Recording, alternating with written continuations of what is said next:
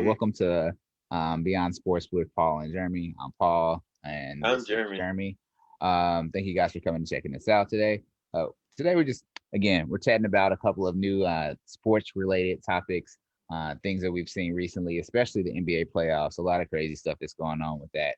So let's just jump in. I'm down to just jump in with the 76ers, right? The 76ers are one of those teams right now that we all had huge hopes for, right? We talked about what they could possibly be and if they would actually do something now that they had Doc, right? Like Embiid almost won the MVP. Simmons is kind of getting his stuff together. They like what was the first series? What did it go? The first series? Uh, they Was it beat Washington. I think six, they beat them in five. five? Five? Yeah, I think five, so. right? Look good against Washington. And then this series has some really dominating games and then some close ones. And then I think it was after what game? After it was 2-2, maybe? Or 3-2, 2-2. I think I asked Jeremy, I was like, all right, are they falling apart again? Is it happening? And what was your response to that one, by the way? What did I say? Oh, I think I said, don't tell me that the Oh, 76ers are falling yeah. apart again, right? And I said, well, I won't tell you then, but they are falling apart. Yeah. Then they Dude, were. it's wild, man. It's wild. Like you never really think that these dudes are just gonna fall apart. Like it seems like they can always just make something happen, but they just keep falling apart time after time after time. It just kind of happens for whatever reason. Um, Also, I just want to give a real big shout out to Joel Embiid. Like on the offensive end, the way that he's developed his game, even from college, is ridiculous. Yeah. Because I definitely didn't think he was going to turn out to be that agile, that multi-dimensional of a player at the next level. He put on a lot of muscle, right? Anthony Davis did too, right? Two of those guys that you're just kind of like very thin for their position, but they're definitely starting to fill out, right? But talking about the 76ers, what is your take with them? Like, is this their limit or is this their level? Do they have the winning players? Like what is going on with the 76ers, man? Because I was shocked that they lost to the Hawks, right? I thought the Hawks had a cool team, but I was shocked that they actually lost though. I think the 76ers have a clear ceiling, and I think we shouldn't be surprised that they kind of hit it. So the 76ers last year, we talked about it when they were going into the bubble. We said if they don't make a lot of noise in the bubble, then they're going to have to make serious organizational changes. And they didn't do make a lot of noise in the bubble. And Yeah. so their organizational changes were to bring in a new GM, right? And to also bring in Doc Rivers as coach. Yeah. So that was what they chose to do to kind of revamp the coaching staff, revamp the front office. To kind of keep the players the same. The players had the same type of continuity. So that's what they chose to do. And instead of going really further, they kind of went the same distance essentially. They did the same pretty much as they would have last year. And so looking at what they didn't change, I think it gives you more of an idea of what their ceiling is. So their two best players, Ben Simmons and Joel Embiid. And I say the two best players because those are the two most, I guess, important players. You could argue, Tobias Harris should be probably the second best player, but he probably Yeah. Yeah. doesn't play like it on any given night. But the I mean problem he's solid, but is, yeah. yeah, the problem is that you don't have championship teams that have two players that kind of are both big men on the offensive end. Ben Simmons can do a lot defensively. He can guard every position defensively. Offensively, he is not assertive. And I think kind of a lot of people have been talking about it lately. If you've looked at any of the sports shows, like the YouTube shows, his mentality, I think, is kind of what's going on. Like, is he kind of psyching himself out offensively? Because when Joel Embiid has been injured, Ben Simmons steps up and he plays really well. Ben Simmons can score 30 points in an NBA game if he's assertive. But Ben Simmons won't do that when Joel Embiid is on the floor. Maybe it's a deference because Ben Simmons, we know, likes to distribute the ball. He wants to be a point guard.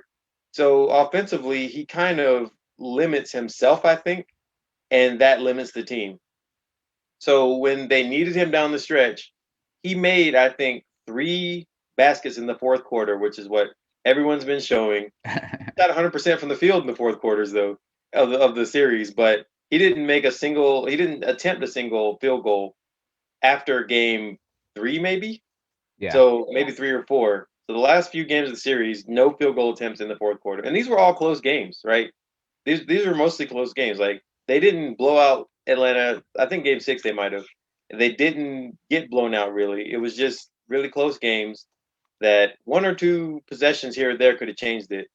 And of course the huge opportunity for him to make a shot he passed up and then threw the ball after he was under the goal. People are talking about that. How he got scared from Danilo Gallinari. He just doesn't want to play offense. And I think it's more of a mentality thing. I think it's more of kind of a psychological thing. So question is, can he get his confidence back? Can he get his assertiveness back? Can he go back to trying to dominate offensively? Because defensively, I can see that take a lot of energy out of him, but he needs to be able to contribute offensively, yeah. especially at the free throw line, because he is a liability in the fourth quarter and he can't play, and that just hurts the team. So, as much as people want to blame Doc for having a history of collapsing, as much as people want to blame the entire organization and the entire process, the fact is they were in all those games and they just didn't pull it out. And you have to wonder, what was it? And I think any contribution from Simmons would have helped a lot. Um, yeah, I don't know, man. I feel like Ben Simmons, he is an interesting case, right? So one of the things that I thought was really interesting was in his post game interview, they were asking him about um, the whole night, and he's basically saying, "Yeah, I had to get better, blah blah blah, all this other stuff." And then one reporter was like, "Do you think that you're the reason, kind of like for this?" And his response was basically like, "How many points did Trey Young shoot? What did he shoot from the field tonight?" And the thing is that this is what we do, right? We say if a person's a superstar, they need to be a superstar in every single aspect of the game, or else we jump on them, we get mad at them, all this other stuff, right? Like that's what's basically happening to Ben Simmons right now. He's doing everything, contributing, all defensive team, all NBA, and uh, people just kind of like, well, you can't score, so it don't matter. And it's interesting, right? Because me and Jeremy are talking about entertainment a lot more, also as well, right? Like it's more entertaining to have a team score a bunch of points and give up a bunch of points on defense than it is to miss free throws but play solid defense throughout, right? And if you're a fan, I think that's why people are just so mad. You know what I mean? Like Steph Curry, they ended up getting out the playoffs, right? Nobody talked crap to Steph Curry. You know what I mean? Like they didn't talk about the injuries or him like not playing defense or letting other people go. Like if Donovan Mitchell gets 50, if Chris Paul gets 50, like cool, awesome. Like we love it, right? But if there's issues, then it's totally the other way. And I think that that's what kind of happened with Ben Simmons. So Ben Simmons, he does have an interesting game. He's not a shooter. He doesn't have that type of shooter's mentality. But hey, that it is what it is. Maybe it develops over time. He's what, 24 years old, right? Yeah, he's really young. I 24 think years old still. I think the problem is if he was Ben Wallace when he first came out, nobody would have a problem with that, right? Because Ben Wallace, he's going in the Hall of Fame, right? Well, I well think not, he is.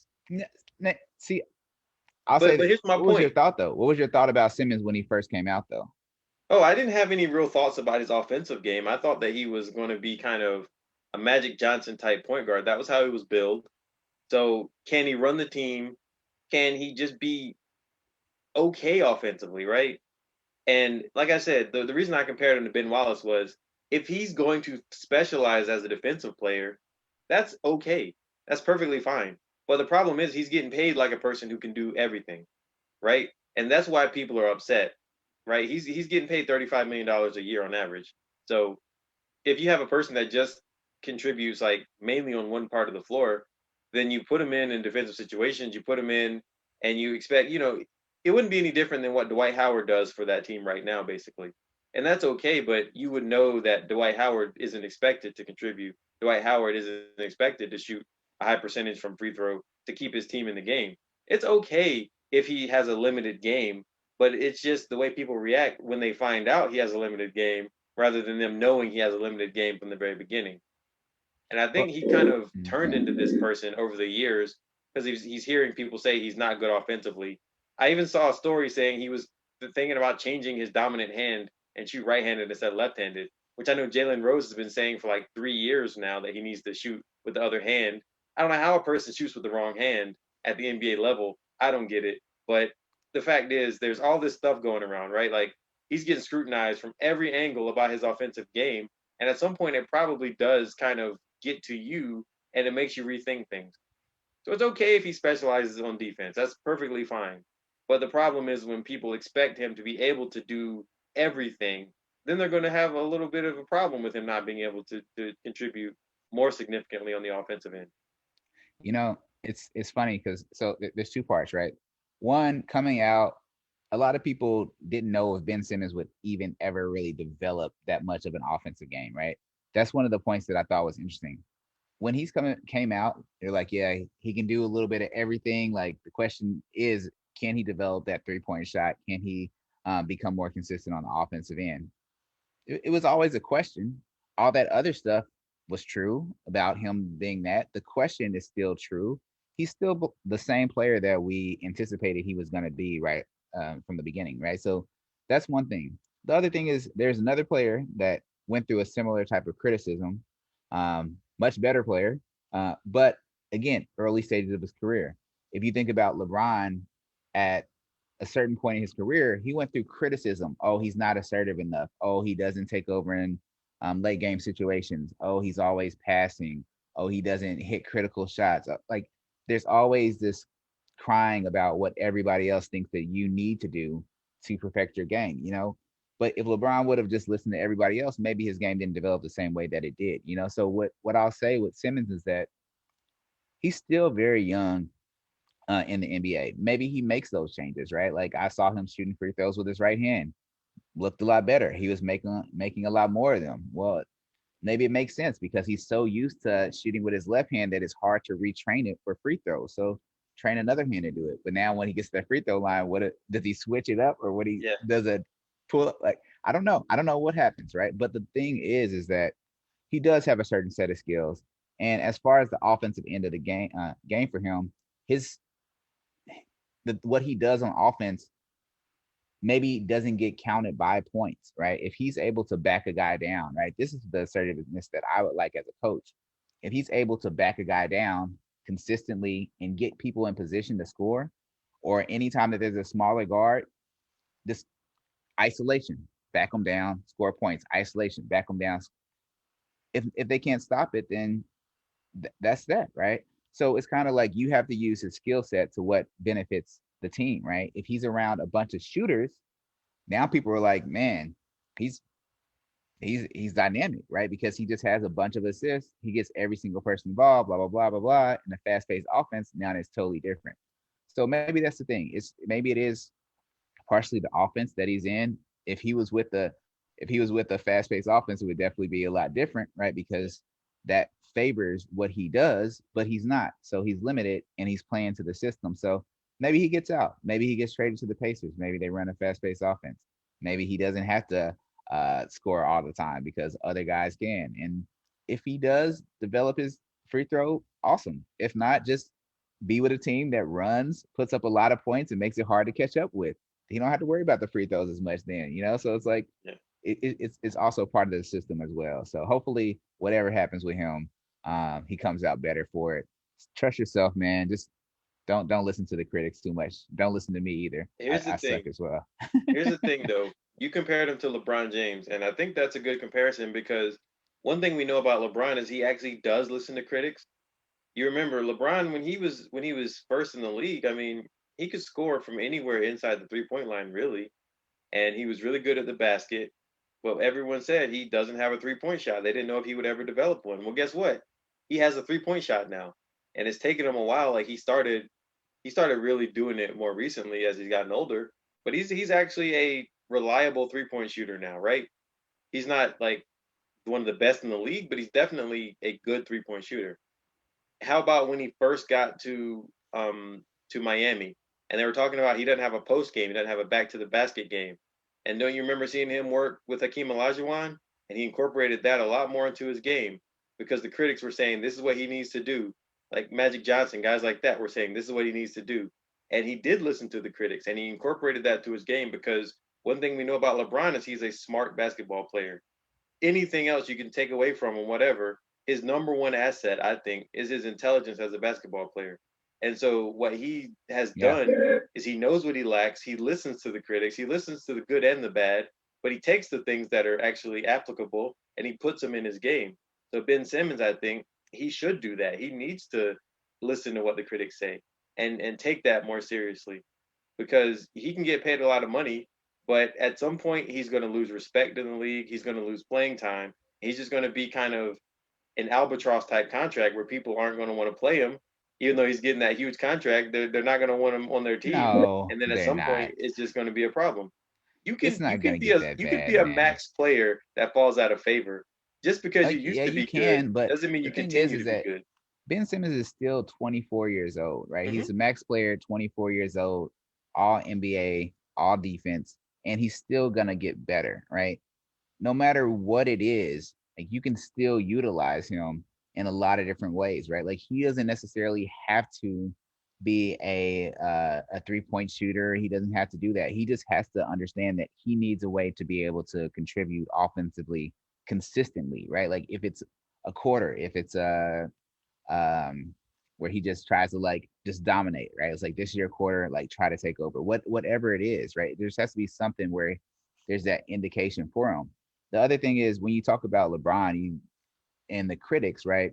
We make it sound like the critics, just because they're talking about it, are the ones that influence the specific part, right? There's other people like coaches, right? Or teammates as well that kind of talk to these players as well, right? Like LeBron, man, like work on that low post, right? Or like let's hang out after practice and do this, right? Like there's other things that are involved outside of just critics. And what I'm really saying when I'm saying like don't listen to critics is like don't let that be your last source of information. Figure out for yourself what you think is best, what works best with you, because you could listen to critics, you could try to do something, and you can mess up your whole game, and then it might be hard getting it back. So the thing is like maybe listen to critics cautiously if you want to, but really determine what you feel is the best for you going forward. Because if you don't do that, then um, it really doesn't matter, right? Because then you're going to be playing somebody else's game, and your game isn't going to come as natural. So Yeah, you have to yeah, make sure no, that you don't do too much sometimes with certain yeah. players, That's especially my when they're point. Is young. that you have you have to be able to sift through what's good and what's bad. You can listen to all the criticism if you want, but you can't take all of it to heart. But And he does. He seems like he would take stuff to heart, right? Like he might, and that's I up think to that that's him the to learn but that's what I'm how to saying. sift through what's good and what's bad. I mean, But you that's know, two different personalities, though. You know, I like know, his but personality and you can LeBron's is totally change, right? different. Like, so you and I, we've known each other for a while, and we've grown as we've known each other. We've become different people than we were when we first met each other. People grow, people get older, people learn, people change. So you can approach criticism differently, especially when you get older. Like we're both in our mid 30s. Our acceptance of criticism is different than what it was when we were in our 20s, right? It's like you just grow and you mature. That's just what happens. So it might not happen in the span of him being in the NBA, but at some point he's going to learn that what people are saying to him, they mean well, even if they sound really terrible about it. Like the Philadelphia media is notorious for being hard, right? That's Yeah. just how it works. Like that's just kind of a hard media market. So maybe he's hearing it and it sounds extra critical, but the things people are saying to him a lot of the times are necessary. Like just flat out honest. You cannot set the record for the lowest free throw percentage in the playoffs in history. No one, you can't be that person that sets that record. I But don't we care who you are. If you do it, like that's just you'll never be okay with that, but right? that's the thing is that people don't understand that. You think that Ben Simmons don't see that he's missing free throws? You think that he's like, oh man, I don't know what these people are talking about. Like he understands that Ben knows that he's missing free throws. He knows that it's something that he needs to work on. But could you imagine missing them and then having to miss them in a such a highlighted situation and then be critiqued about it by every single person. You already know what your issue is. Yeah, it's Then a part of the million job people though. telling you is not necessarily going to help you out. It's not going to do anything else. He needs to listen. Like he doesn't need to listen to them. He needs to focus on himself and where he wants to go with his goals. That's more the thing that I'm saying. Like I've seen him practicing shooting with his right instead of with his left. Like he knows this, and he's probably making that transition because he wants to be a better player. He's not selfish. He's a teammate and he wants to make his team better. So again, it's not the acceptance of criticism, right? Like again, he has a coach that knows it's an issue, right? The coach don't want to get fired, so you better make sure that you figure out how to make him improve or how to get the most out of him or how to help him with his free throw shooting issues, right? And it's good that he has a coach like Doc because Doc has been around for he's been around for a while, right? I'm pretty sure he's messed around with some players with some bunk free throw shots, So Never as bad as Ben Simmons though, because he that 32% he shot in the playoffs or whatever. Whatever he yeah, shot in but the playoffs was the record for like the lowest. At least in this series, he shot like 32%. That's that's a true. 7 game series too, It man. is That's a true. long time to be shooting 32%. It is true. Like I said, it is true. It's a true thing. But at the same time, it's kind of like if you know you have a player with certain weaknesses, then you have to deal with them, just like any other player with weaknesses, right? LeBron couldn't carry the Lakers at the end of the game. He's I don't want to say he's old because he's my age, right? But like I don't want to say well, I don't care anyways, but um like he can't keep up with these young kids and try to play that physical, exhaustive amount of game. Like he can do it in spurts, but that's why he needs AD, right?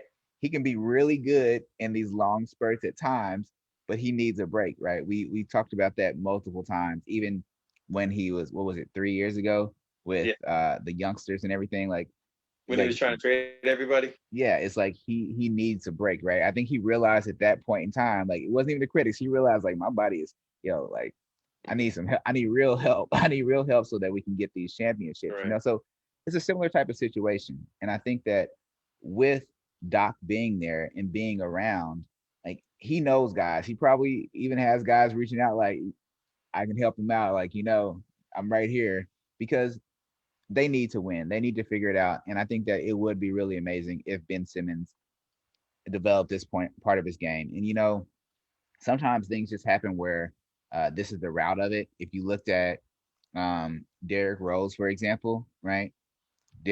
Rose had to develop his game, right? Because he kept trying to play a certain way and it wasn't working because he wasn't as explosive. So he had to change it and develop it.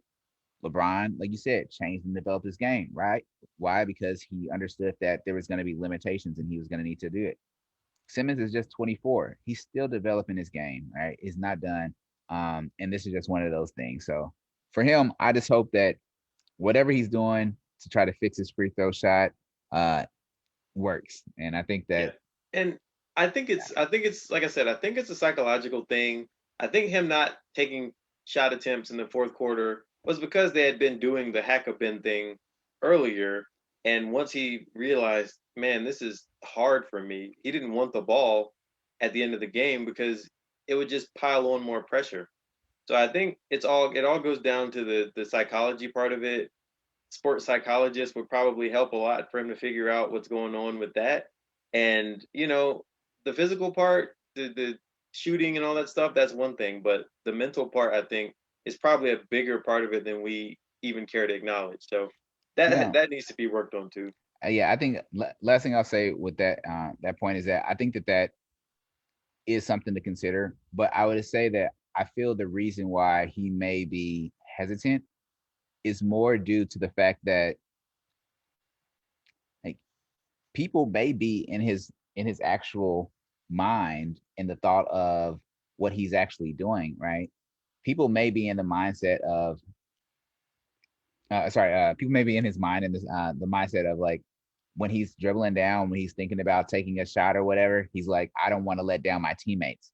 It may not necessarily be like the fans. He's like, oh, all this stuff makes me think I'm going to let down my teammates if I try to make this shot. Like I can't let them foul me. I have to make sure that I had to make sure that my teammates have a chance to win. And he does that by instead of playing his natural game, he throws his focus off and starts playing a different type of game, making bad passes, hesitating, not taking shots, right? this is what happens when you feel like you might let down your team.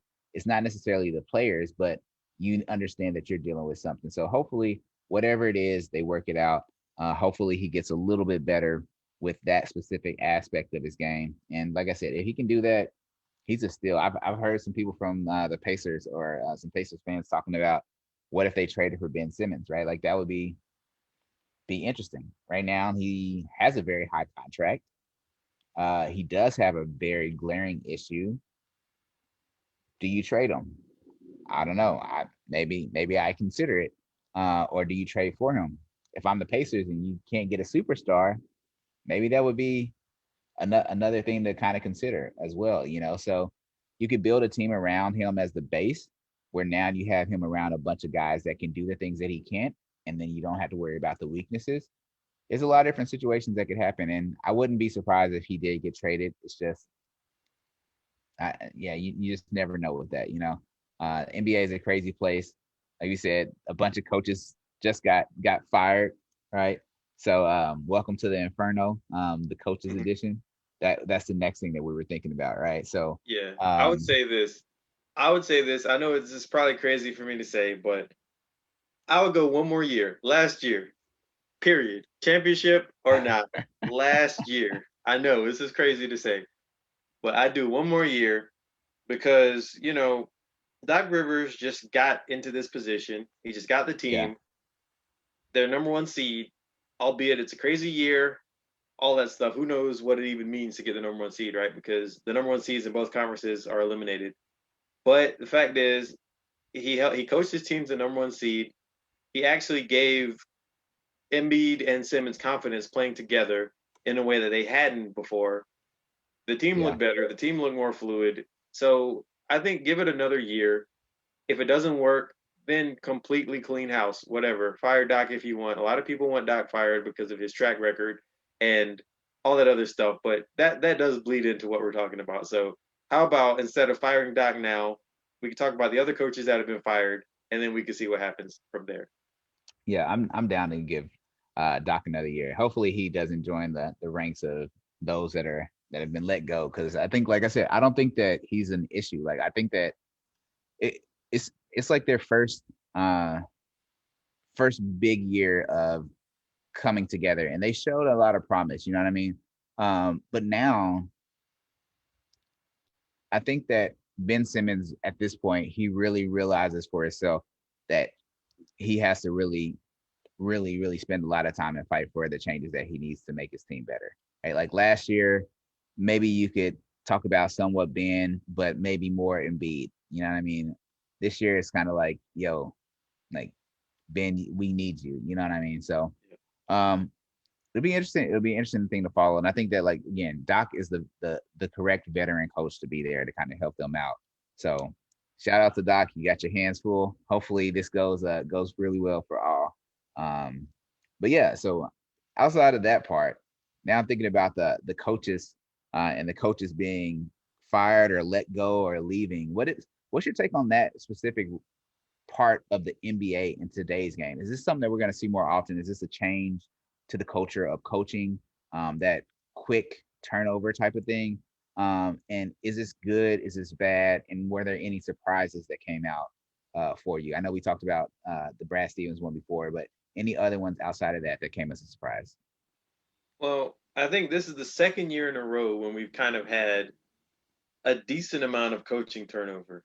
Yeah. I don't think it's going to be a trend every year that we're going to get all these coaches fired, but I Hmm. do think it is indicative of a new kind of urgency that teams have, and almost like this entitlement that teams have. Because there's a lot of coaches who weren't going to win championships, and a lot of teams who aren't going to win championships, but they're still firing their coach, thinking that they're going to get a quick turnaround, maybe like a 1 year thing, and then it's all good. Maybe the worst thing for it all was the fact that the Raptors fired Dwayne Casey and won a championship the next year with Nick Nurse. Maybe that's kind of the template that people are trying to follow in order to have instant success by firing a coach who's good but not good enough to take the team to the championship level. Was I surprised by any of the coaching moves? I think Rick Carlisle. even though that was kind of him stepping down, Yeah. that was the one that I was a little bit surprised by because Rick Carlisle he's one of the longest tenured coaches in the NBA. Yeah. So for him to have left, then there's something going on. And they also fired their president of basketball operations, Donnie Nelson. So Mm. there's some upheaval going on in Dallas, which I think is a surprise. And Yeah. then you So got all these mm, articles about how Luca doesn't like the guy who's like second in command now. There's a lot of stuff going on with Dallas. So that one was the most surprising, and we'll have to yeah. follow that particular story as it goes on. But I think it's going to be a trend where coaches are going to have a little less leeway until they prove themselves, and then maybe they stay for 20 years. Maybe they're kind of given tenure at that point. But that was the one. The Dallas move surprised me, and the other moves I heard about didn't really surprise me. So, what are your thoughts on all the coach hirings or the coach firings, I should say? I think yeah, the Dallas one was really interesting to me because I didn't understand why that kind of I mean, I can understand like with the games, right? But like with what they had established in the growth, right? Like I think there's an issue with the sorry, this is a little bit of a tangent, but I'll bring it right back. I think there's an issue with the NBA because what they do is they see these young stars and they see them doing really well at early ages or really at early stages and early ages, I guess, as well. And they think that they're just already like amazing, which they are, right? But they're still young and they're still fragile as well with the learning of the game, the learning of consistency and developing their own game, you know? And I think that because they forget that these young stars are very developed, they forget how much they can still develop. So they get rid of these coaches, they get rid of, or they start to make changes. And now I think that it still affects people's what people can do, right? But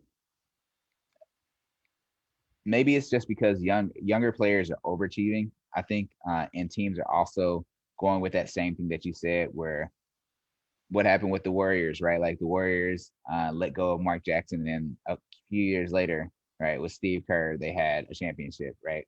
Um, Dwayne Casey, Nick Nurse, who else has won? Frank Vogel has won a championship. You know, who else? Let me see. Who else were the ones that have won like in the past 5 years outside of those? I'm I tripping. mean, it's mostly been Steve Kerr. Yeah. So mostly Steve Kerr, Frank Vogel, Nick And Nurse, Nick, right? Like all new coaches, right? And then even when you're talking about some of the ones that are doing fairly well, right? Still a lot of new coaches. And I think that maybe that's the mindset is we've had a lot of these older coaches in the league, and we've recycled these different types of ideas and thoughts. Maybe there's something different that we need to look at or utilize that doesn't come from the old NBA, but comes from a new type of coach putting their spin on what already the NBA is, right? So I, it's interesting because even though they're new coaches, they're people that have been around the NBA for a while, a lot of them, right? You don't really see like an influx of college coaches or a bunch of other guys. So yeah, I think that that Dallas one definitely surprised me because I didn't see that one coming. I think New Orleans was definitely another one where that team is again a lot of very young players that are trying to figure out their identity, but they're changing every single year.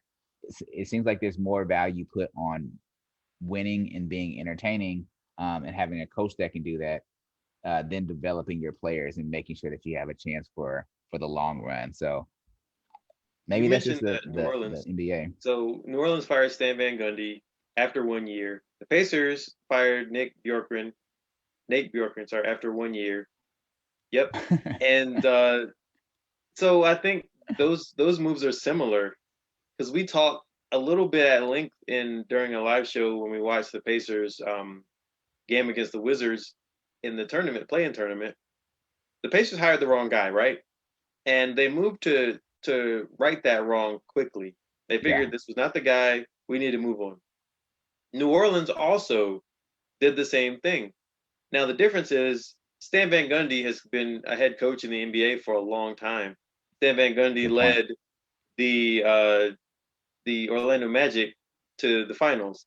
He was also the coach in '06 of the Miami Heat before he got replaced and then they won the championship with Pat Riley as a Hmm. coach. So he's had a pretty successful tenure as an NBA coach. Yeah, So yeah, people that's knew true. what to expect. Like his last job at Detroit, not so great, but people knew what to expect coming from him. So the question being, why was he hired in New Orleans if they're going to turn around and fire him the next year? He had the same. They knew what the team was going to be.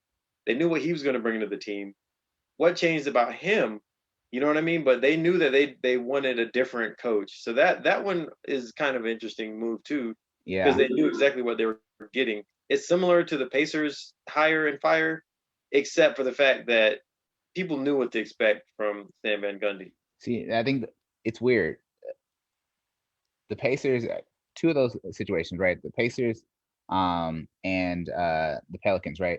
Pelicans had super high expectations, right? They just wanted to at least make the playoffs, right? At the minimum, right? At least make the playoffs. No matter how deep the West is, we all know how complicated it is to get to the Western Conference Finals, let alone, right? So we knew that that was going to be a task already.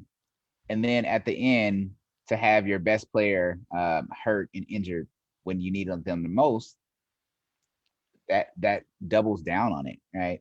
And as an owner, when you're making promises to whoever or whatever, or who knows what type of backdoor types of things or thoughts are go into these things, right? But they don't want to look embarrassed. They're like, yeah, we got Zion. We're going to the playoffs. I bet you $1 million.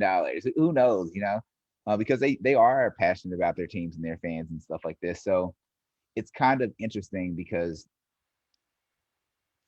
they looked at the Pelicans team more as just like overall business, I think, than they thought about it as a team. And because that business part didn't come together, they didn't even want to consider what's coming next, right? That they're going to have to keep doing this thing over and over again. But maybe they did. Maybe they have a coach that they know once it comes in the first year, this next year, that they're going to get Zion to where he needs, right? They're going to get to the playoffs. It's just they got to find that one coach that's just going to make it special. So maybe that's the thing. Is just like, I guess that probably is the new point. They're like, we just have to find a special coach. The only way we're going to do that is just by getting a new one every year. We don't want to wait around to see if they're going to blossom. They just need to show us that they're special in the first year, and if not, we let another guy get a chance. Maybe that's what the NBA is becoming, Yeah. because it would make no other sense, I guess, outside of that, why so many coaches are getting fired. We need to get one that's special first year in our system, and then just go from there. The one that the Pacers had, like I said, he added some type of value at certain points. But the weird thing about the Pacers is that a lot of people think the Pacers suck. Like, not like in basketball, just in general. Like, they think that they're always at the bottom of the NBA, right? Because they're in the Midwest. You never really hear about them. There's no real big superstars, but they've been making the playoffs for years, right? Like, for years they've been making the playoffs, right? They consistently make the playoffs a lot more than most other teams, but they're still ranked lower than a lot of teams like the Magic or whatever, right? Which is very interesting because now when you're talking about Indiana, they had Nate McMillan, they were making the playoffs, but they were exiting first round. Now they didn't make it, almost made it, kind of. And now they got rid of that coach. Well, there is high expectations in India as well, but it's a different type of situation. And it sucks being a fan because we're stuck in mediocrity, right? And it's just Mhm. like, this is what it feels like to always be okay, but just never get enough. It's like you're always like making honor roll, but you're right at the bottom. You never get any of the 3.5 and above awards. You just get all the low stuff or something. So it's just kind of interesting that the NBA right now is very different, and maybe that is the twist. Maybe that's what they're doing. They're saying, it's going to be a business no matter what. We're going to have fans come out, but if we want to win a championship, we have to find the right coach. We don't care if we take losses from that. We don't care if our players um, develop, but we just have to find the coach that just really just takes them that way right away. Which is weird to me, but maybe it makes sense to them, which I don't Yeah. understand yet. But I will maybe in the soon But future. So interesting about the candidates, the lead candidates in a lot of situations are young coaches with not a lot of experience. Boston, all of its candidates that it said were young, and they were all some sort of minority. It seemed like whether mm, they were yeah, women, or African Americans or whatever. They seem to be all young and all some sort of minority. Yeah. And then we have I know Chauncey Billups' name is coming up a lot. Um, the only one that really seems to be getting a lot of acclaim here as an older guy is Mike D'Antoni, I think. Mhm. And that one I don't know why exactly because as he is the lead assistant on the Nets, I feel like that doesn't exactly make him look good. And then talking about coaching move that someone thought that was going to work immediately. Uh, Steve Nash with the Brooklyn Nets. Mm. I think coaching was what cost the Nets in the long run. So I think coming down the stretch of that game 7, I think the coaching kind of cost them. And weirdly enough, that we've always thought that maybe Coach Bud was kind of a liability. He was less of a liability, I think, than Steve Nash was this time. And I know the Nets had a lot of guys that were out. Like Kyrie had that pretty bad looking ankle injury. James Harden was less than himself, but James Harden has a history of not showing up big in game 7s. Yeah. And then at the end of that game, there was absolutely no ball movement. Kevin Durant shot the ball, and either he made it or missed it. There was no rebounding. Nobody else was really making shots in the fourth quarter and overtime. It seemed like it was just him. I think Bruce Yeah. Brown had one make and the only 2 points they scored in overtime. So the one team that was moving the ball won the game, and they had a lot more contribution. So we thought the Nets were going to be super stacked, and they had their coach, and he was going to just easily get to the conference finals. That didn't happen. The way that they managed the team all year long just seemed a little suspect, and it came back to bite them. So the coaching in that situation, I think, really cost them. Whereas, another coaching situation where a team made a change and it paid off immediately has been the Atlanta Hawks, right? They changed their coach. I don't know at what point during the year, but it was during the season. And then Nate McMillan's led the team. And, when they showed kind of what he was saying to the people, I didn't listen to a lot of the commentary, but one of the different sound bites I heard from him was just he was just like keep attacking, keep attacking. I feel like he was being more of a motivator. He's being more decisive as compared to say Doc Rivers, who every time you hear Doc Rivers, he just seems a little too calm, a little too chill. Maybe like he doesn't motivate the guys enough, and maybe that kind of was a problem. Again, another first year coach that they made a change that they expected to immediately win. It's kind of interesting. This theme that you talked about. It seems like this theme is coming up a lot of time. So we'll see what happens in these new situations. You have the former coach in Boston selecting the new coach. That's going to be kind of weird. So we'll see how that goes. You got Portland, who needs to maximize their two guards. We'll see what happens there. They really need someone that can maximize their guards. Probably need to reconfigure the team as we've talked about. You got New Orleans, you've got let's see, Atlanta should be good. Atlanta should keep Nate McMillan, right? Yeah. No, I think they're working on long term extension. Where they changed the his title to he's no longer interim. Okay. Oh yeah, there's a couple of them. Any other ones that I missed? Monty Williams, is he in his second year? Has to be Right. because he when he left Pelicans was what 3 years ago. I gotta check on it. Yeah. Speaking of that, just a quick tangent with one of the points that you were talking about with Portland's team. If I'm trying to build a team around Dame, you know what I think I'm gonna try to do? I'm gonna try to get aggressive guys that want to rebound, play really strong, aggressive defense, can set hard picks, and can basically do that stuff. I don't really need too many shooters as long as they can knock down some open shots, right? And then also just one more ball handling point guard that doesn't necessarily have to shoot, right? So maybe that would be interesting. If they what if they put Ben Simmons on Portland? I've heard that too. I don't quite know what he would do in Port. Like I know what he would do, but how would he be any more helpful? Because if he's still not going to provide offense, I don't see how you think that he would be fine not providing offense because of Dame and CJ. Is that what you're saying? I feel like maybe that there would be a difference, right? Because there, right? I think that there's two problems, right? One thing is that when you think about Ben Simmons, you think about the stillness of the 76ers offense, right? So when you picture him on offense, you picture him as a slow entity and you don't see him moving quickly. You don't see him um, doing picks, getting around, doing whatever, right?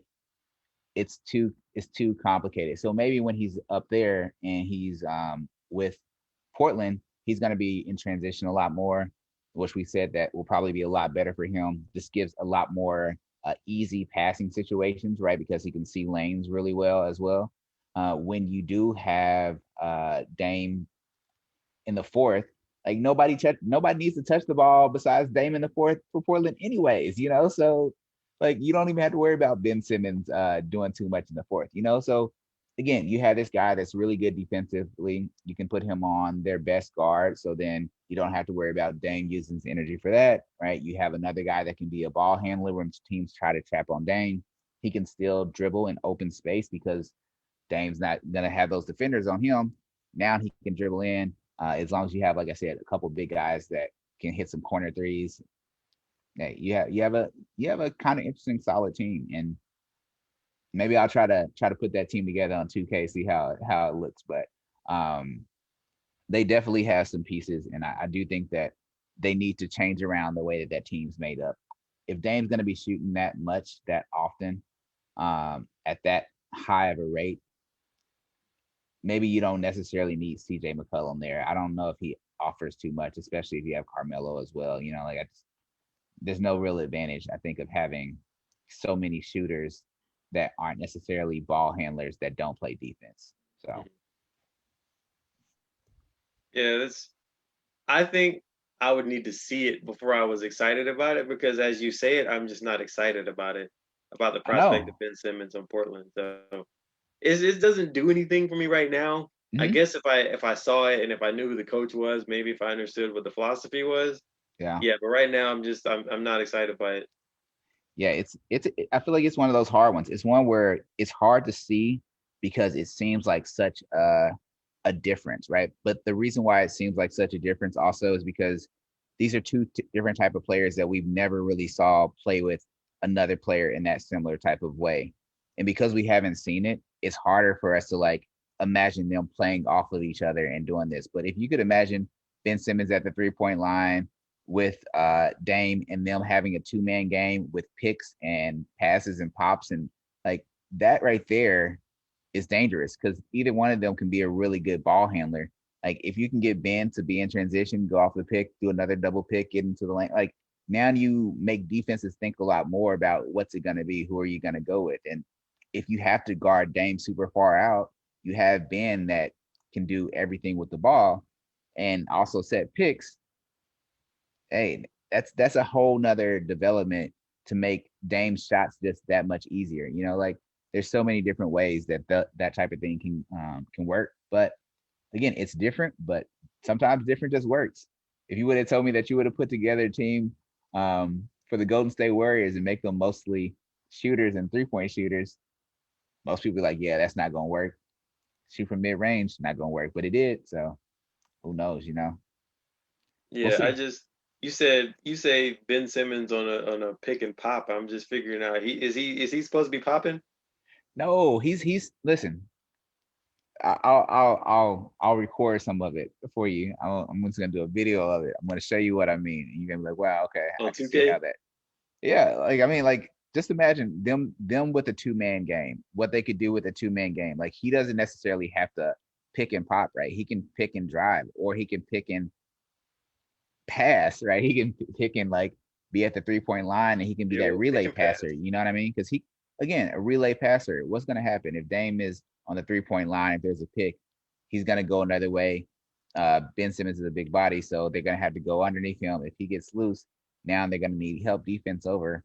Once that help defense comes, if you have Ben Simmons and Dame right there, pass it to Ben, he can just see that open guy and make that cross court pass or whatever he needs to do. So again, we don't I think we limit the mindset of how good Ben Simmons is as a passer because he's in such a slow paced offense that doesn't really use his passing skills in a creative, unique way. It's just more about just make the correct pass. It's not about make the exciting, cool pass, which I feel like goes more natural with this game. And maybe if he's having more fun playing that way, maybe his shot gets better too. It's interesting. I think I'm interested in seeing what happens with Ben Simmons. I guess that's what this Yeah, show shows me for sure. Because I didn't know that. I didn't even yeah. know I really cared about I'd his like to game much. see him in a half court situation, like primary, because I do think, like you said, he excels as a transition player.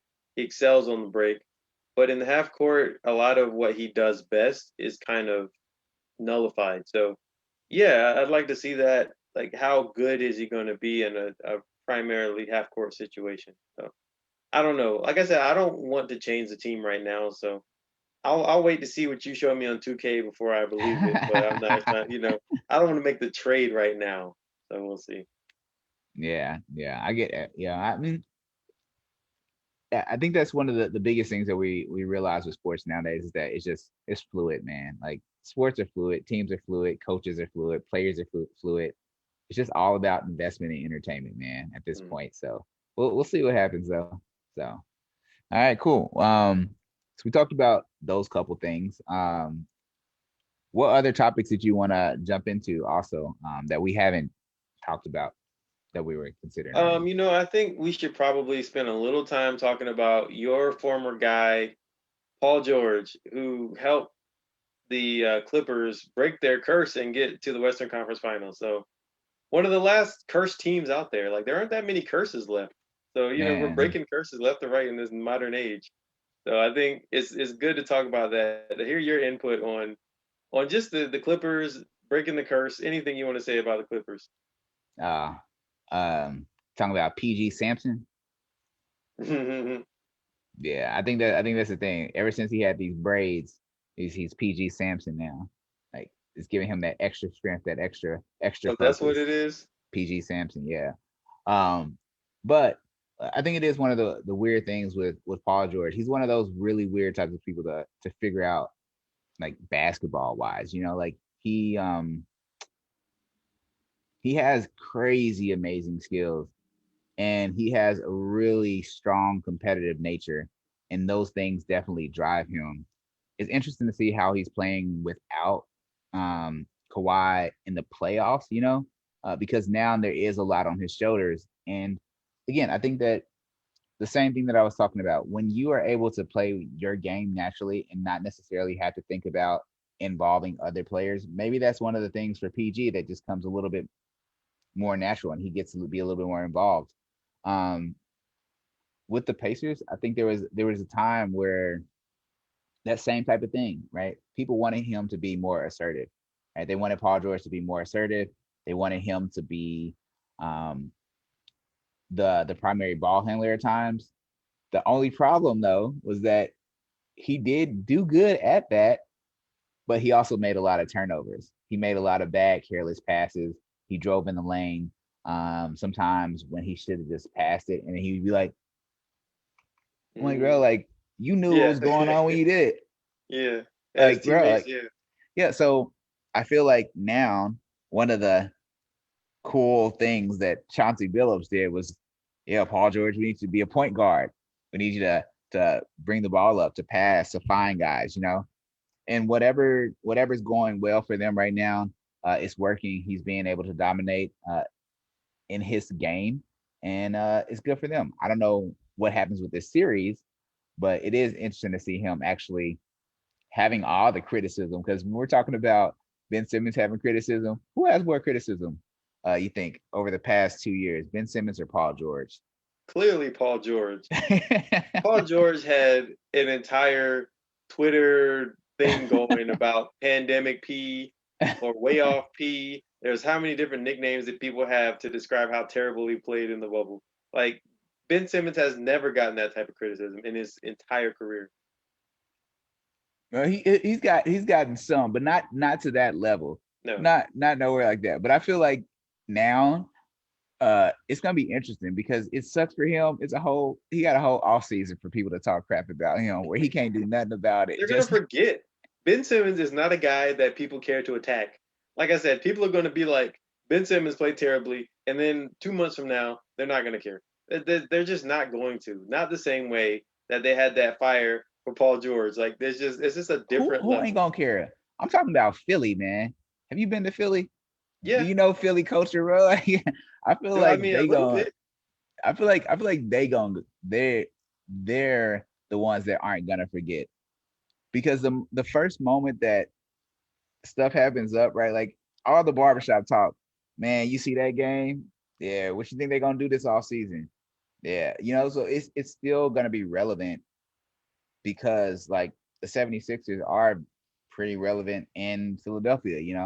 Um, Yeah, but like you said, Paul George has way more criticism, and he will continue to get more criticism nationally. Like maybe in his own market, Ben Simmons has just as much criticism, but nationally, the entire spotlight was on Paul George. yeah, for sure. And I like what you said about Paul George in terms of him having to kind of carry the team with Kawhi Leonard being out. And that was exactly my observation. Was now he doesn't have to defer to Kawhi Leonard.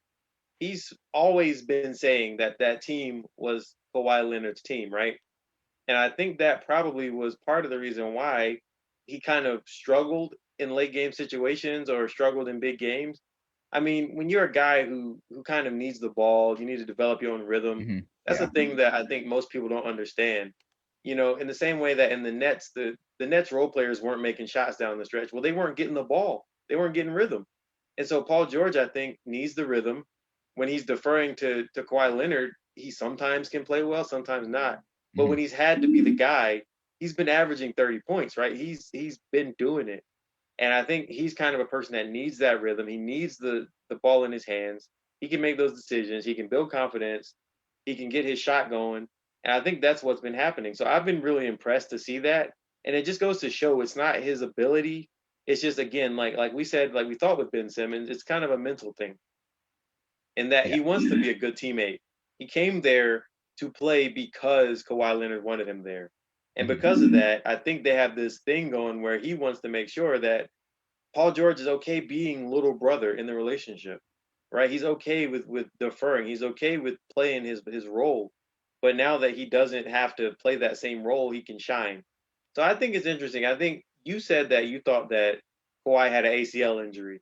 If his injury is more serious than what they let on, and it probably is, because had Hmm. it not been serious, they'd have said so, right? And so since they haven't said, I'm sure that Kawhi Leonard's out for the rest of the playoffs. No matter where they go, he's probably out. So it'll be Yeah. interesting to see what Paul George does. I think Paul George can continue to play well. I think the Suns will win the series though, going to that level. I think the Suns win. I think they go to the finals. But I do Yeah. like what Paul George is showing people is that he's kind of just been trying to do what he knows how to do, I think. I feel like he's been trying to be a part of the system and be a team player. Now that he can be a little bit more assertive, he's showing people what he can do. I think it's almost like Hmm. that first year of the LeBron James, Dwayne Wade Miami Heat team, where they were both kind of trying to figure out who had to defer to who. They weren't, they didn't know who would win or who'd take the shot at the end of the game, that type of thing. And once they got that thing figured out in terms of who was going to be the alpha, who was going to be the top guy, that worked out. And so, Paul George now can be the top guy, and he doesn't have to worry about deferring until Kawhi Hmm. Leonard comes back. Yeah. Yeah. I think that not deferring again, it's that same thing. It's that mental freedom that you have when you're playing your game naturally, right? Like that in the zone type of thing. Like when you see Jamal Crawford out there like throwing up 50, like Yeah, he's not worried. Like he knows his job is just to score. Like look for your shot, score, do that. You know what I mean? And that's a totally different type of thing. So um Paul George right now, he's definitely doing a lot better. He's definitely showing what propelled him to being an all-star. Them braids though, bro. Like I don't know, man. I guess he don't listen to Dion. You look good, you play good, you play good, they pay good, right? but you're Whatever it was. missing a part of that is feel good. That's the Yeah, I part know that there you was need that. to know. You I know feel there's a good. feel good. I was trying to figure out the feel good, but then I was gonna say I don't know if I guess he feels good with his nap Yeah, there's got braids. to be a feel good. You think Man, you think he's got the Pam, he's got the BDB.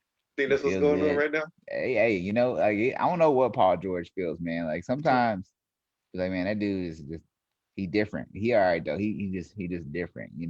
But Yeah, that dude's been through a lot of crazy stuff with his career. It's actually really interesting. So, but his Yeah, overall, like when he was with the Pacers, especially when he had that tenacity where he wanted to win a championship, like that's probably my favorite, like Paul George, because that guy, he put the whole team on his shoulders if he could, even if he knew that he could only go so far. He just like, I'm just gonna try as much as I can. I like that tenacity, that Dylan Brooks, that yeah, DB. yeah. I know that's your thing, right?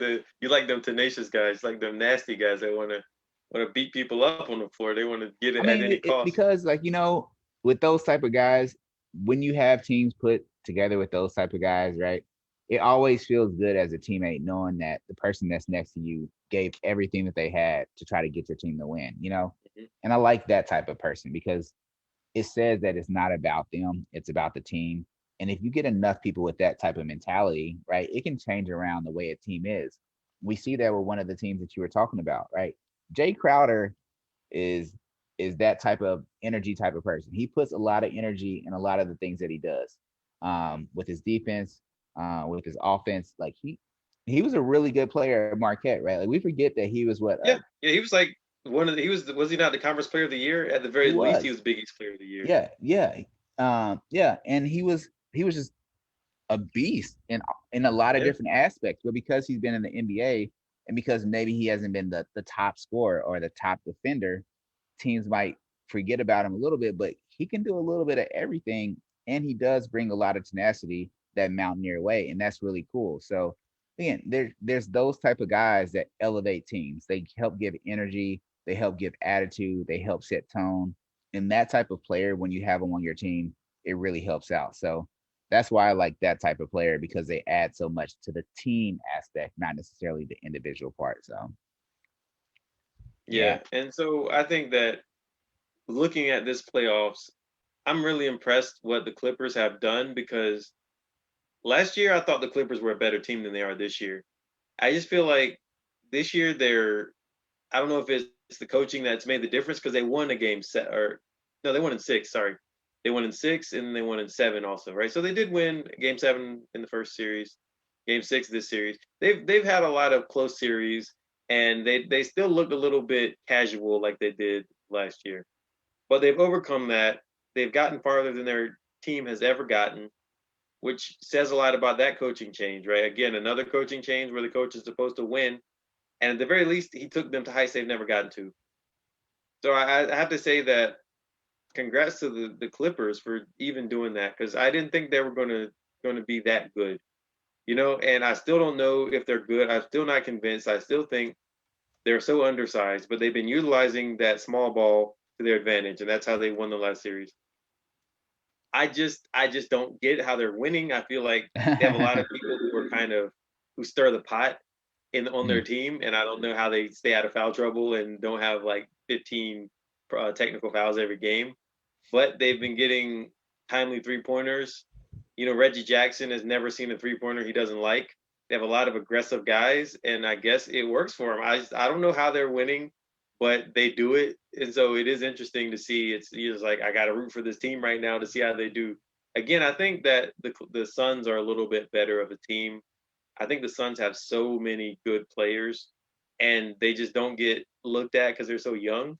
Like mm, I love watching Mikal Bridges play, right? Like mhm. I'm telling you, them Villanova guys from the championship teams, man, they're just good. And Bridges especially, that guy's got a crazy wingspan. I don't know what it is, but he is all arms. Yeah, for sure, Guy yo. plays crazy defense. He gets out in transition. He hits shots.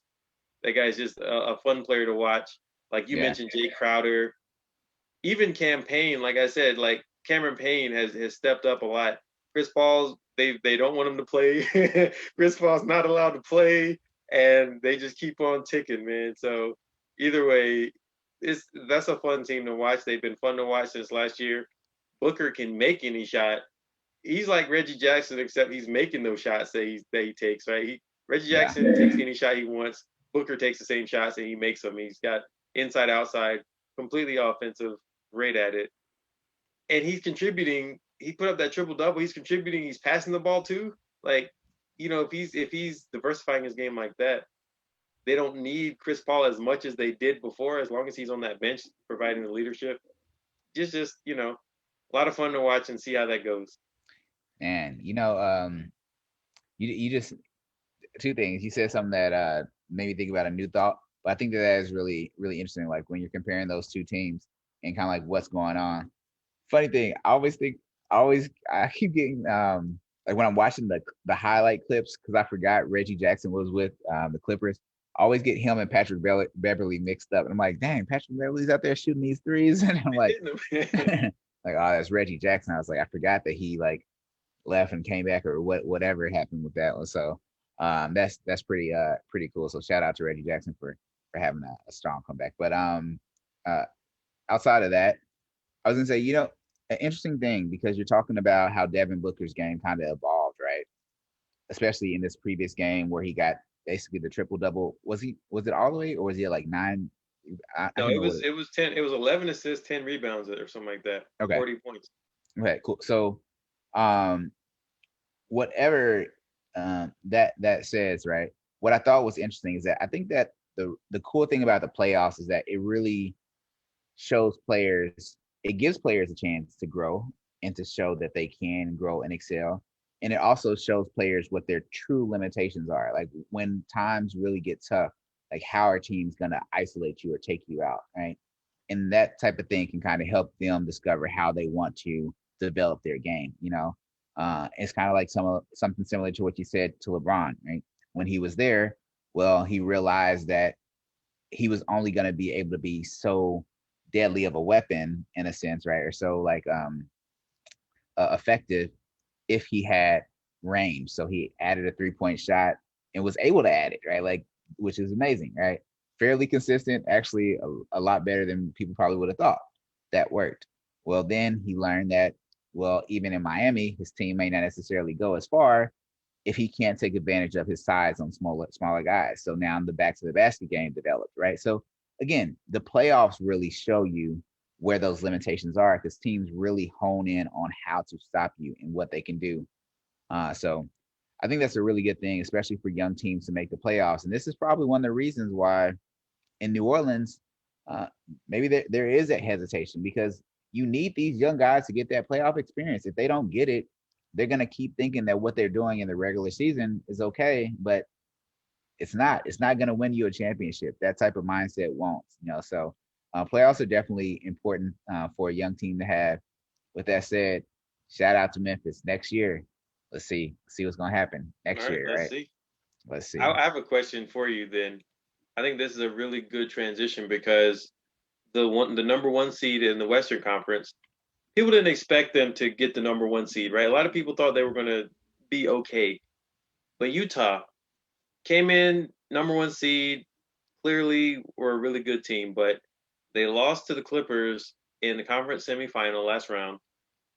What do you make of that? You said teams are exposed or teams get shown what they need to do, and individual players as well. So, what did you make of the Utah Jazz loss, and kind of what do they need to do to advance further in the playoffs next year? Have Mike Conley. That's it. Okay, I think I think it's valid.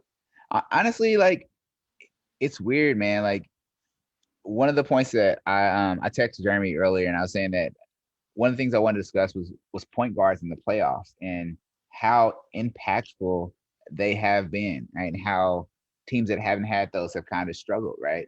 We talked about um, the 76ers, right? Well, one of the things that they've had was the shooting guard. Curry was knocking it out, right? But Ben Simmons was limited offensively, right? Like that point guard part was whatever, right? Okay, different type of point guard situation. But let's bring this back to the Suns.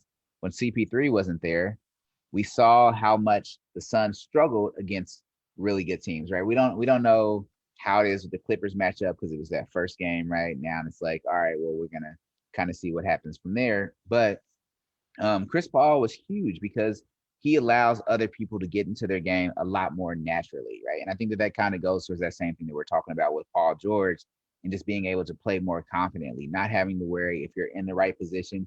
If you know that Chris Paul is going to get you the ball and put you into the right position, then you're good. Like it takes your mind, makes it a lot more free Now you can focus on the defensive end, or you can focus on when you get the ball, what you're going to do, right? So there's a lot of different things that come with the point guard.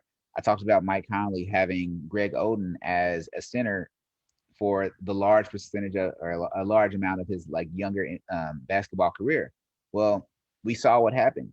Rudy Gobert is not the same type of factor with Mike Conley on the floor as he is without him, because that pick and roll is just deadly. Mike Conley will run it like it's like the back of his hand. He'll just be like, all right, cool, boom, boom, boom. And then this, like Mike Conley's floater game has always been sick. Now he's just using that again in that same way. He's just floating it to Gobert. Doesn't have to be a perfect floater. Gobert just catches it, puts it in. Like that part of the game is hard to reproduce. And what that also does is that makes teams think about how are they going to score? Is it going to be this pick and roll with this thing to Gobert? Am I going to have to worry about Donovan Mitchell on the back end? Where am I going to have my best player when they have so many people that can stretch this out? When with that off, now you force Donovan Mitchell to say, now I have to be a point guard. I have to drive. I have to score. I have to make threes, and I have to get Rudy Gobert involved as well, which I'm not as used to doing. That slows you down. That hurts. So he can still try to play his game. He can put up 50, 60 if he needs to, right? But overall, the team won't do as well because they need that facilitator in Mike Conley. So outside of that, I think that that's the biggest thing that they need, because they've shown that that recipe can work really well. Um, I don't think really Gobert needs to do too much. Like I know they tried to expose him, but oh well, like if he was dominating on the other end, they probably wouldn't have been able to expose him that same type of way, because the focus would have been a little bit different, right? But again, like I said, I think that Rudy Gobert in that last game, maybe they'll change up some different things and just make sure that when there's guys that are open, he plays it a little bit differently when he doesn't have that same type of help or quickness. But overall, I say that what they need next year, Mike Conley. Like he adds that much to their team. What do you think about them? What do you think they would need specifically to kind of help them out, or what they learned as well? I think that's it. I think Mike Conley not being there was huge because he played maybe in game six, but he didn't play in the first 5 games, something like that. Mhm. It's amazing how much injuries have affected star players during these playoffs. Normally, if you have injuries to a role player, people just ignore it, right? They shrug it off. But pretty much, it feels like every star player of every team has had to deal with some sort of injury. Giannis hasn't, Trey Young hasn't, but I don't know if there's any other teams who've had star players who've been unaffected. It's been crazy. Yeah, So so based on that, it's kind of a roll of the dice as to who's healthy enough to win the championship. So yeah, in the it's East, you rough. definitely have the two healthiest teams left. I think, even though that I know that Milwaukee has lost DiVincenzo, Yeah, but that's the big and one they have. Atlanta's lost DeAndre. What's his name? Hunter. DeAndre Hunter. Yeah, So yeah, I think they still seem like the two healthiest teams left in the East, basically. So hmm that one's yeah, kind of and maybe in the West it's the same case too. Even though it Kawhi is. is out for the Clippers, the Suns seem relatively healthy.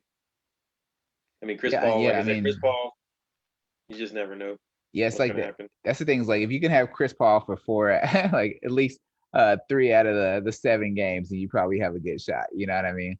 Yeah, But that's another one of those stars, right? Lakers with AD. Um, it's just there's so many different teams that have like struggled with different types of injuries, and it's weird because it's not necessarily just the injuries that happen; it's when they happen and what that causes, right? Because if it's in the fourth game of a series, right?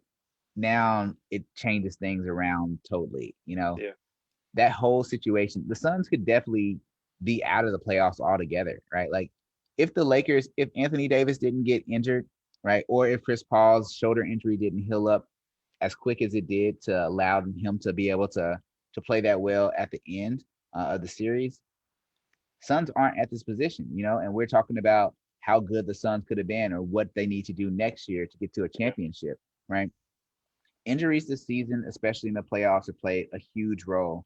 And I don't know if that's just the COVID thing, and the shortened NBA season, the shortened off season. I'm not sure what it is, but whatever it is with the injuries, it's it's pretty wild how much of an effect it's had on a huge part of the NBA season, being the playoffs and the final part of the season. Because I think because the games are exciting, we don't really care about the injuries as much. But if if the games weren't as exciting, right, and say Anthony Davis got injured and now the Suns just got an easy championship or something like that, then it probably would be like, this is ridiculous. Like I can't believe the injuries. Like NBA needs to do something. But because the games are still interesting and there's good storylines that are entertaining, it's not as big of a thing, right? So Yeah, I think that's kind of we're always taught like, they always say in some sports anyway, next man up. So they try to basically keep us as fans not thinking about who's not there yeah, and just trying to focus on who is there. But in a lot of cases, the people that aren't there would change the entire complexion of the series. So yeah, the injuries are huge, and if you ignore that, then you're ignoring kind of the way that the game actually works. Golden State when they won their championship in what 2015, a lot of people said that they didn't play any team's best point guard because yeah, every team that they played had some sort of a point guard injury all the way up and even in the finals. So people do kind of use that. It depends on what the narrative is, but they can use that against the team if they want, and they do against Golden State. So injuries are a huge part of the NBA playoffs, and I mean this year it definitely is. It seems more apparent than other years. yeah, Maybe it is because of the shortened season. Because I was trying to think about when we were talking about the NBA playoffs last year, and it mhm, was definitely less than a year ago that they started. Right? It was like didn't they start in like July or something? I mean, it seemed like less than a year ago. They finished in maybe October. So they had about what 2 months, maybe yeah, like two and a two, half yeah, two and months a half, of an yeah, off season. So there had to have been some sort of domino effect based on that. Because there's no way that having a different type of off season than you're used to, there's no way that that won't affect what happens. It's hard to say, and I don't know yeah, anything it about is, it yeah, personally, so I can't say one way or the other. But it does seem like it has to have an effect. There's no way that the shortened off season is not affecting the way that the season is played this year. So I hope that with a regular length season, a regular length off season, and a normal regular season, maybe next year's playoffs will seem normal because mhm. we're actually probably still under the asterisk years. It's going to be like a 2 year span of us being like, that was kind of okay, but not real. I mean, we Yeah, barely even had fans until the end of the season. So, things are different. And so anybody that says that this is normal still, it's not normal still. And it probably won't be normal for until next year. And who knows about other sports, but again, we said it before, this is definitely just a different type of year. yeah, it's again, I think it's weird and just kind of like bringing this show all together, right? Because a lot of these points have kind of went together, right? When we're talking about players, when we're talking about the coaches like being fired, when we're talking about the injuries and like the playoffs, I think that that part is really interesting as well when you're talking about the injuries and the coaches.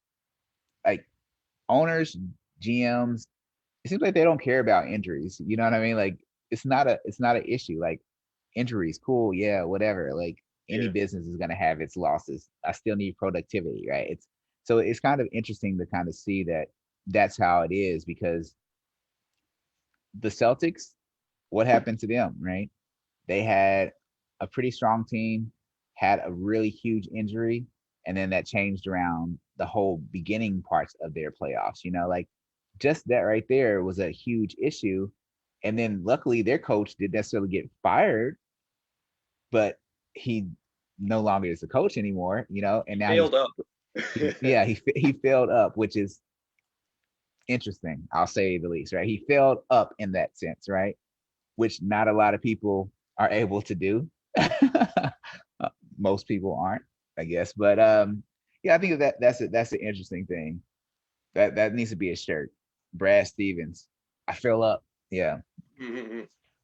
But anyways, yeah, I think that it's interesting to see how the NBA is all kind of tied in together.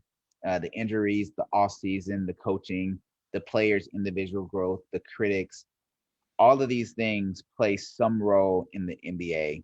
And I like that we talked about younger players and how their growth and development has kind of changed around how people view teams and how they feel like they can grow. Because Luca, right? He had a very early start. He dominated, did really well. People were like, "Oh wow, I can't believe they took Trey over Luca." And now Trey is like in the Eastern Conference Finals, right? And it's kind of like, who knows who will end up coming out as the best overall player with respect to winning championships with these different types of teams. But it's just like these young stars are taking off, man. It's going to be interesting when we talk about the NBA in 5 years, 7 years, even 4 years from now. A lot of those guys that we're really focusing on now and those bigger names might not necessarily be as relevant or even in the league. And these younger guys that we're talking about, with all this early growth, now they're going to start to build more leadership experience. And then it's just going to be, it's gonna feel like a totally different league, man. Like if you think about the league now to when we were kids, it still feels totally different. The games feel totally different. Even back in college, like I feel even the Granger times with Roy Hibbert and those teams, like Yeah. that just feels like such a different type of basketball than it is today. Um, and I'm excited to see where the game is going because it's expanding, it's becoming more entertaining, and yeah, it's basketball is one that I could see lasting for a long time. So we'll see. We'll see what happens. So Yeah. I think that's a good place to stop. I think we talked about a good lot of things, and I mean, unless there's anything else you wanna cover before we finish. uh, let me see. Let me see if there's anything specifically that I was thinking about. All right, we'll do a quick thoughts. We'll just run through quick thoughts, less than 30 seconds on these thoughts. So we talked about Ben Simmons, this baseball pitching type of thing, controlling that. What are your thoughts on that? I think that eventually pitchers will figure it out how to grip the ball. They'll probably allow them to scuff it up a little bit without having to apply a foreign substance. Because there are some pitchers who are saying that they're leading to arm injuries because they don't know how to grip the ball. But there's got to be a way that they can do it. I think they'll find a way to scuff it up without having to apply foreign substance. So it'll be okay. Yeah, I feel like maybe it changes a little bit. They'll try to figure it out. Maybe it takes a little while to kind of like figure out something that's fair for the players as well as the batters, as well as the hitters and everybody involved. So I think it might take a little bit of time to figure out what works all the way. Nothing's going to be perfect, but that'll be that. But velocity Um, will go down. the velocity will go down some, but also you said like gripping the ball super tightly, you know what I mean, to try to get those certain types of like that stuff kind of sucks, you know. So it'll be interesting to see how that affects pitching in the overall state of that, right? What about the NBA finals? Who's your favorites to make the finals? Like I said, I have the Suns Suns, and the Bucks. Even Suns though and I feel Bucks. like with everything going on and the fact that streaks are being broken, curses are being broken, the Hawks have a great chance. But I'm gonna go with the Bucks and the Suns. Okay, Bucks and Suns. I will also go with Bucks and Suns. I just feel like Giannis is going to be a different type of beast as well in this one. To know that he can't go out in another Eastern Conference Finals, man. Like it cannot happen. We cannot see this again. It's boring now. It's boring. I Hmm. need to see him in the Yeah. finals. So okay, cool. That's a interesting point. Carl Nassib came out yesterday in an Instagram tweet. Any thoughts on that story? I think it's good for him that he could come out and be himself. I don't think it should have any impact on the NFL. You know what I mean? Like Hmm? as a person who wants to be himself, I think that's great and I salute him for that. I don't think it should be reported as an NFL story as much as it should be reported as a person that we know is finally being able to be the person that he wants to be. Yeah, it's finally feeling comfortable to to come out at and be that person, right, around everyone, right? So I think that that's an interesting thing, and I think that what we're seeing today is that there's a lot more people that are basically having the confidence to not feel fearful, or maybe it's not even confidence. They just don't feel as fearful, or they feel supported to be able to come out and say whatever they want to about their orientation on what they choose and decide for their life. And I think that that's really cool. And hopefully it'll be supported from all different types of realms. The next thing that, quick thing, I know I said I don't know if the NFL is losing its entertainment value, but sometimes I don't know if I watch NFL games the same way that I used to. They used to be a lot more entertaining and exciting. I don't know if that's COVID related or not, but I'm excited to see how this NFL season is, how the productivity is, and if it's gonna go anywhere, right? Like I feel like NBA is a really exciting game that is going a lot of places in the future. I'm not sure if NFL is that, but what are your thoughts? Do you think the NFL is perfectly fine with entertainment? Do you think they have any type of fan issues for the future if they don't change around how their product is being put out there? No, I think that the issue with the NFL is the fact that they want you to watch a game every night of the week now. And Mhm. for me, I don't want that in my life. So I want one game a week maybe, or like maybe I'll watch a early game and then maybe like the Sunday night game. But I don't want to have to be in front of the TV for 12 hours a day. Yeah. Therefore, I want to consume the NFL less than I normally do now. So I think that's kind of maybe that's coming around, people cutting the cord, people maybe trying to watch less TV. I think maybe that's going to be a thing that Mhm. happens in the Yeah. future. So I think that for me is was how I feel about the NFL. Yeah. So I think, like I said, I think the NFL, one of the points you said, the everyday thing, maybe it helps out. But I do think that NFL on one day a week or like 2 days a week or something like that is really cool because now they kind of like it's kind of like an event, right? Like NFL Sunday, right? Or like Monday Night Football, right? They're like events that people can kind of come around, and it makes the NFL relevant, right?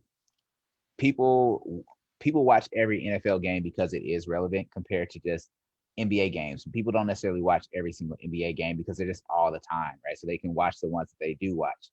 If you change the NFL and kind of try to make it all the time, then maybe that affects viewership because you have a lot less um, games, a lot less.